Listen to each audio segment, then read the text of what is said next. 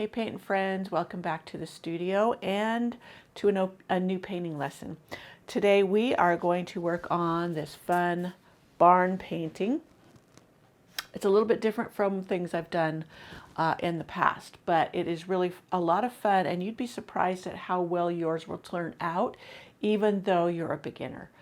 It's an easy design, and I'll take you through it step by step and in small increments. So I started to do a little cardinal here. This one isn't completely done. I started to do the tutorial with this one, and my camera kept messing up, so it was a really total waste.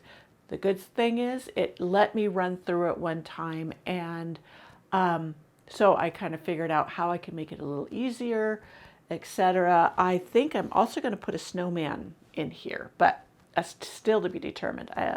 We can take you through the barn, the fence, and all of that, and then you will have a painting that you love. Now, I would say, I love painting on wood.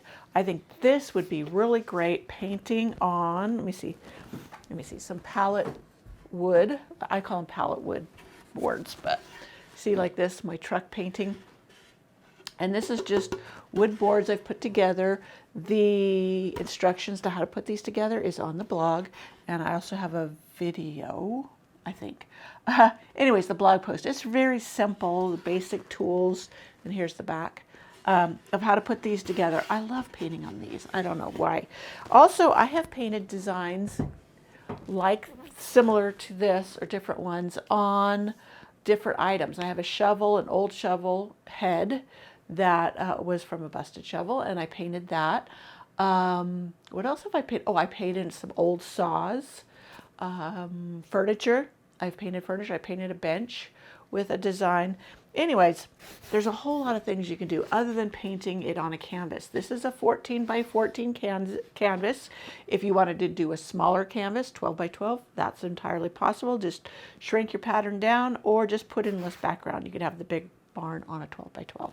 That works too. So first of all, I always gesso my canvases so that the canvas, even though these are pre-primed when you get them, this is one from those multi-packs from Michael's, the bargain ones, and they work really, really well. But do gesso them, only because that helps it not to soak up your paint so much, and your paint will go further. A lot of times also, instead of gesso, I will use like the regular plaid folk art paint. If I have some color that I don't like or don't use that often, and I have some that they just don't get used, and that way I just use up old paint. So that's two options, but I really would encourage you to gesso your canvas first, and I have a whole tutorial on that on the blog as well with a video. So it's very simple. It's just a way to get a good finished product. A lot of people that will struggle to get the paint, the opacity, and from the paint, and a lot of times that could be from the canvas soaking up your paint. Okay, let's get started. We're going to start on the background, the sky, and the snow, and then we'll take it from there. Okay, let's get started. Alrighty, we're going to get started with our barn painting. Let me show it to you here. Here's our winter barn. I started a cardinal, as I said before, and I haven't finished him yet. But this is our basic painting. We're going to start with the background. I'm going to try to keep this in small increments of time, as I said before. So we're going to start putting in the sky and the little bit of snow down here. Now, I was not very particular about where it was. So I'd say 2/3 sky and 1/3 the snowy foreground. So that's basically what we're going to do. We're going to start with some French blue. Now these are the paints that come in the set, a lot of them are, that I linked to, that I bought off of Amazon. That way I just wanted you to be able to have something you could just buy in one whole sweep and get it sent to you if you wanted to. You can buy these paints at Michael's if you want to. But anyways, let me get a clean piece of palette paper. I think this palette paper is also linked in my art store on Amazon, or I'll put the individual link in the description box below. I'm going to put some of the French blue out. I probably need a lot more than that. I wanted a subdued blue that had a touch of, to me, this has a bit of gray in it. If you wanted to gray it down a little bit more, add a touch of the medium gray. But I'm going to work with the blue and then the wicker white to do the sky. I'm going to keep this very, very easy. And the wicker white will also be the snow. So if you have these larger brushes, I recommend using it. This one I got, this is Craft Smart. I got this one at Michael's. I get them online as well at Amazon. I'll put a link in the description box below, but these work great for putting in backgrounds very quickly. You could also use the 3/4 inch brush. This is part of the set I get from Donna Dewberry. It's a 10-piece set. I use these extensively. These are what I started painting with years and years ago. They still are my go-to brushes because taken care of, they last a good long time. And the price point is good. So anyway, there's that. So it's going to be the main brushes I use, except for the scruff brush, which I am getting lots of the blue, lots of paint in. And let's just put in our background. And I double loaded with the two colors, and I'm just going to bring it in, sweep it across, and let those colors mix in so it has a bit of the white streaking through. Keep coming down. Go around the edges if you desire. Now I like to go all the way across because you'll get choppy marks in your sky if you don't. And if you need to add a bit more white, you think, oh, I need more white, touch in the white and just bring it in there.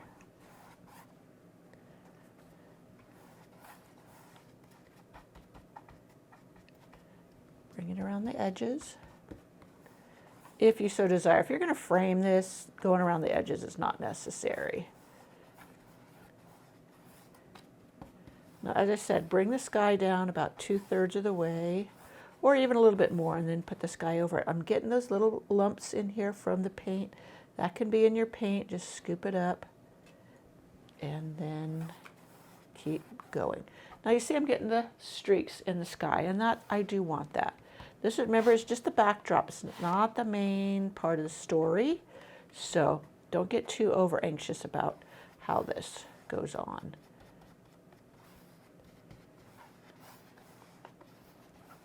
And just putting it in there. I'm going to get some more of that white.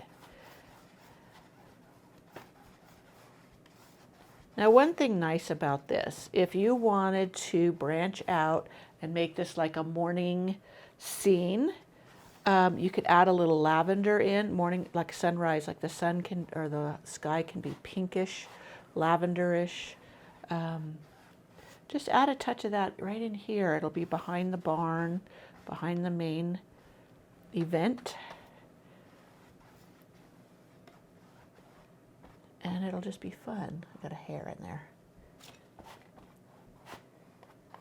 I'm often losing my hair into my paintings. You'd be surprised how many times I'm picking it out. So don't let that get to you. That hair is bugging me. Not one. There, I got it. Finally. So now I have to go back over that. Now it's getting a little tacky. This is where you want to be careful that you don't start pulling up the paint. Doesn't matter that I get blue down here. I'm going to go in, I'm going to rinse my brush, and I am going to bring in some more white. Since I'm too lazy to wait to dry that brush out, I'm just going to move to, this is another wide flat brush. Again, you could use the 3/4 inch if you want. I'm getting low on my wicker white. It's probably where all those lumps and bumps is because this is an older bottle. Yep, it's plugging it up. So let me just put some out here.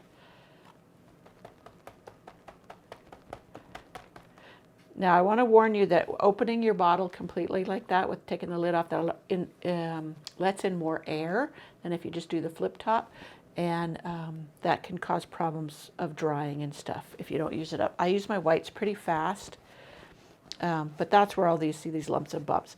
Now you can embrace those as part of the design, like this has got some texture in it, but if that really bugs you, you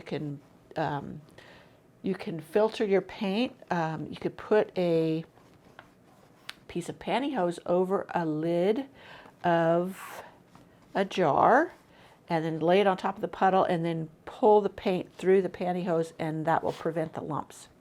Just a little helpful hint. But I am one that I embrace the texture, so it doesn't bother me at all. Now I'm not worried about little pieces of blue getting in there because we will need some shadowing in our snow later on. And this is the first coat. So that can just blend well into the shadowing later. So there we have 2/3 and 1/3, I would say. And if I wanted to measure against my other painting, you could see where that's about the same. You can see along the edge. Now that's not anything that is written in stone, so if you wanted to bring it down a little bit, you could. Okay, so there is our background of our snowy scene. If you wanted to bring a little bit more light right behind where the barn is going to be. Now keep in mind, this is the trees and stuff are going to be here. So just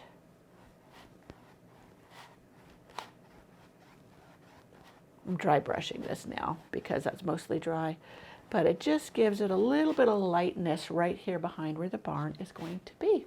So there's our background. We're going to let this dry thoroughly before transferring our design on.